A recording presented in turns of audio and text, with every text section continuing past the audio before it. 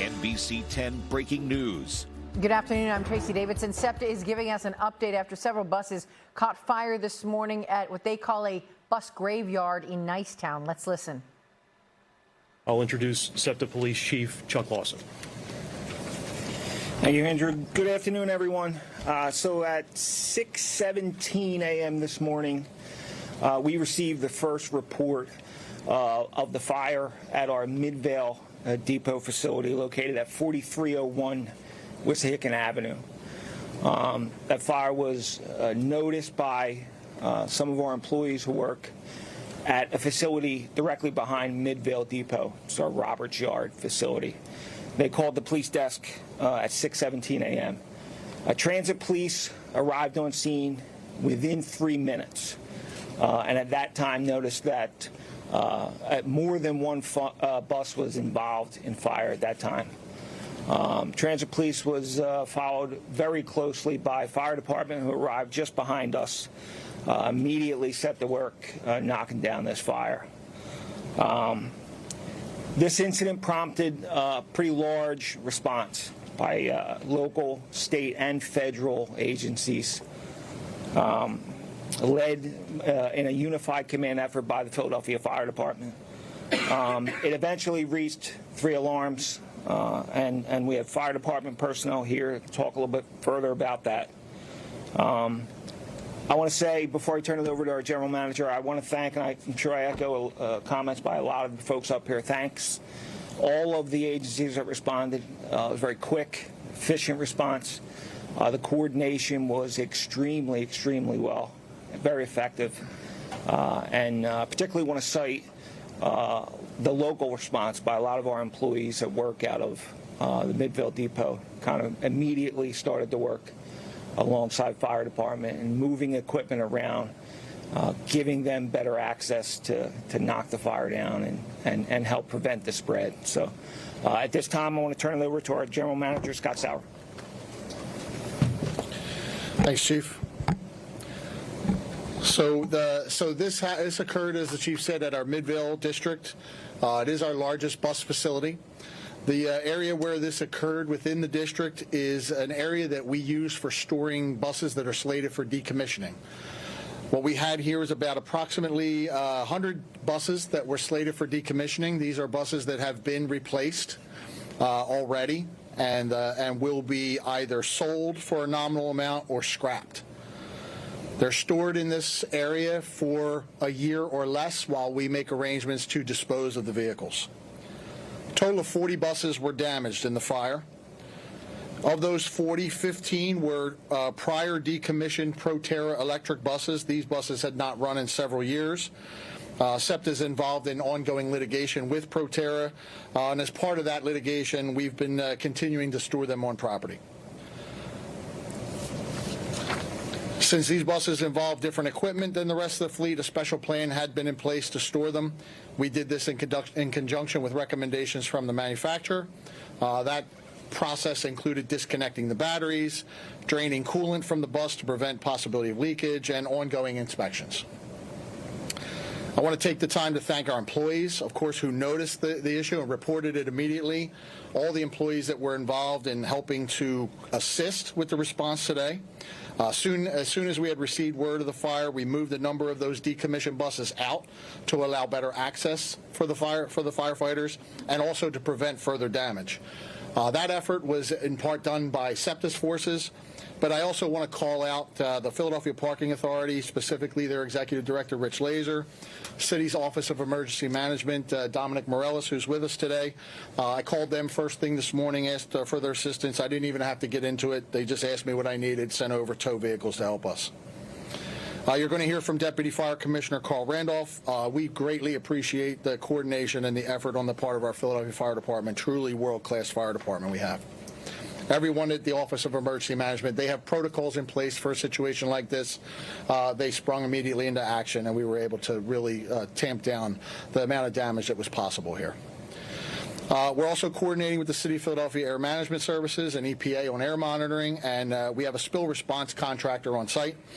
For more on that topic, I'd like to introduce Philadelphia Health Commissioner Dr. Pollock Ravel Nelson to the podium.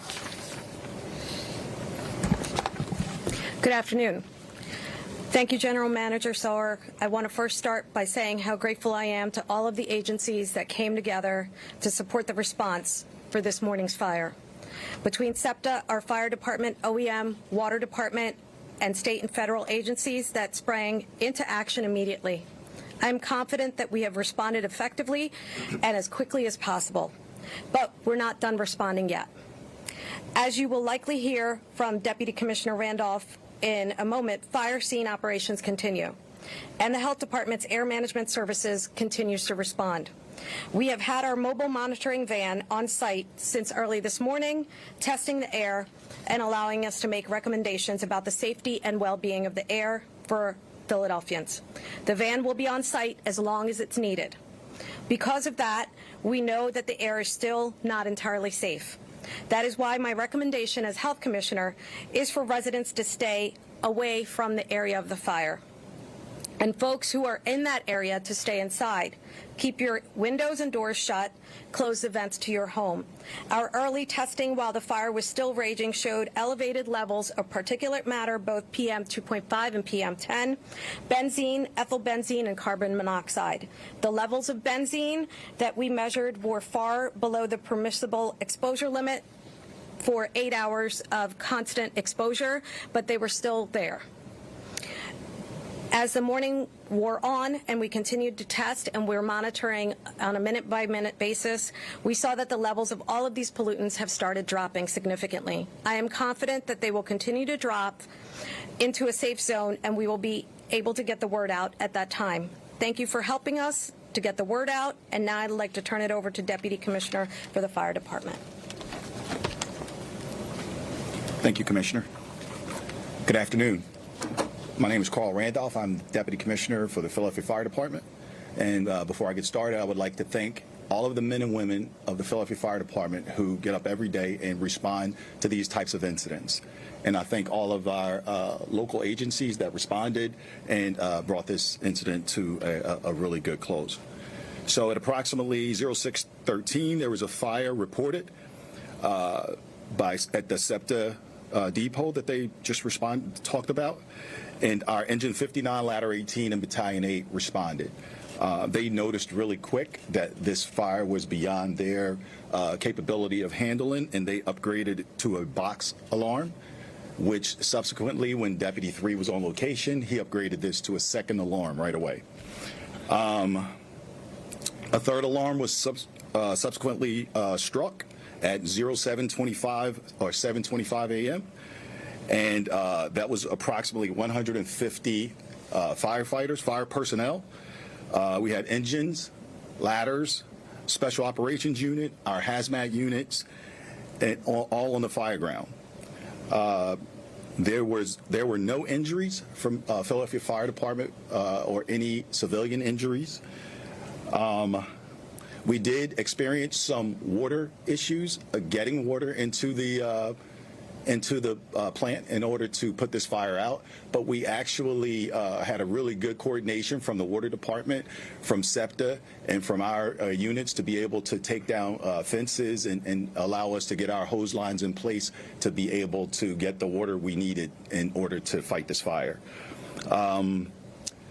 There were vehicles that were in the way, and I think it was mentioned earlier that the Parking Authority and SEPTA were able to remove those vehicles to give us access to the fire so that we could actually extinguish the fire. And also, as mentioned, we still have companies on location, 2 engines, a ladder, and a medic unit, and they're just wetting down and helping as SEPTA moves the buses out. They're able to wet down, and so the fire marshal can continue his investigation. All right, that's it. Questions? Yeah, questions? All right. Do you think that the fire, I think you don't know what caused it yet, was it the electric buses that were burning primarily? Yeah, we don't know precisely what caused the fire at this point, but we know of the buses that were caught in the fire, about 15 of them were the electric buses. So of the 40 total, 15 were electric buses. Scott, how many electric buses do you have on that site? It looks like when our chopper video, it looked like there was a 9 before all of them. Are the electric? All the electrics are 9.0 or 9.1 in that sequence. There's 25 total electric buses. One was caught in a fire a couple years ago at Southern District. That bus is there on property, but then that was one of the 15 or 16 that were caught up in the incident.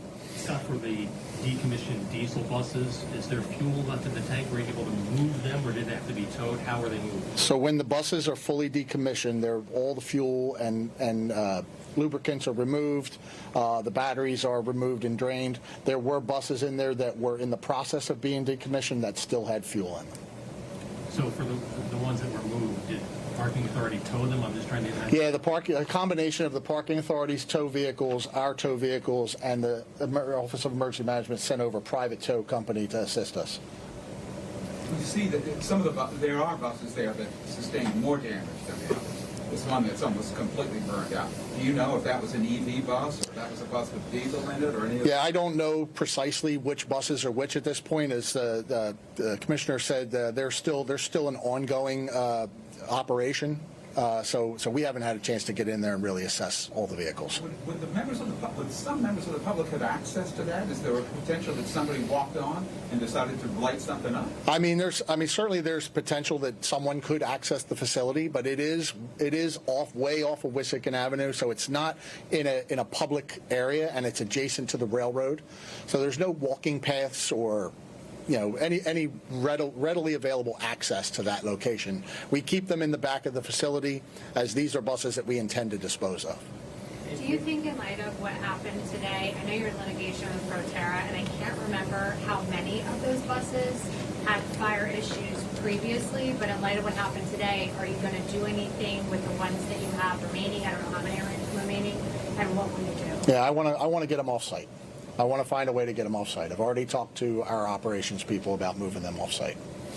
We have to get them off of our property, away from the potential where we could have an incident like this that could have been far worse. We don't want to lose an entire facility, and more importantly, we don't want to hurt anyone.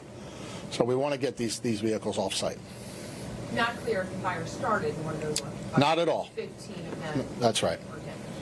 And is there still an investigation? Has it been determined whether this is accidental or potentially arson? Is that still being investigated? So to answer that, no, there hasn't been. It's under the investigation of the Fire Marshal's office, and as I stated earlier, he has just not had the opportunity to get in and begin his investigation yet. When you arrive, where is the fire? And when your folks arrive and see flames, is it burning at the front of the yard, in the middle of the? Where are they? So it's in the rear of the yard when they arrive. So there's fire showing in the rear of the yard. And the buses are burning when you get there. Correct. It's not brush. It's not anything. Correct. The buses are actually burning. Correct. And do you know how many SEPTA buses were on? SEPTA employees were on site at the bus depot when the fire went out? At that time of the morning, we have a lot of employees coming and going because the bus operators don't stick around. They come in, they get their bus, and they leave.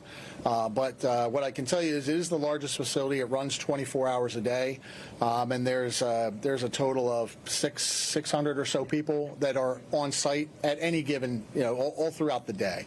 I don't know precisely how many were on site at the time of the fire, but it is a busy time of the day. It's the start of rush hour, so the buses and bus operators are coming in and grabbing a bus and leaving. And I know you talked about the desire to get the Proterra buses off the lot as soon as possible. Is that because they have the potential to be more possible? There should be no potential because they're all decommissioned. But at the same time, we had an incident at Southern. We know what that was. We know that was one of those buses. And now I have this, and it's just something that we've all agreed that we don't want them anymore. So we just want to be done with them. And just a semantic with the decommissioning, with the batteries, you mentioned earlier that you drain them. Is that the same as de-energizing? They're disconnected, so they're de-energized. All the electrical components are fully de-energized when we disconnect the batteries. What is that? Well, Frank, as a mechanic, why don't you come up and explain what does it mean to pull the battery off? Tell them who you are first. You've been listening to an update from SEPTA and other officials about the fire at the bus graveyard this morning, saying that there was a coordinated effort in fighting that fire and the need to move the vehicles to get access. There is fire scene management still there, and the air monitoring is ongoing. I'm Tracy Davidson. We'll continue to have coverage of this fire coming up on NBC 10 News at 4. And you can always stay on top of breaking news by downloading the free NBC 10 app. We'll send you instant updates right to your phone as soon as we get them. Thanks for joining us.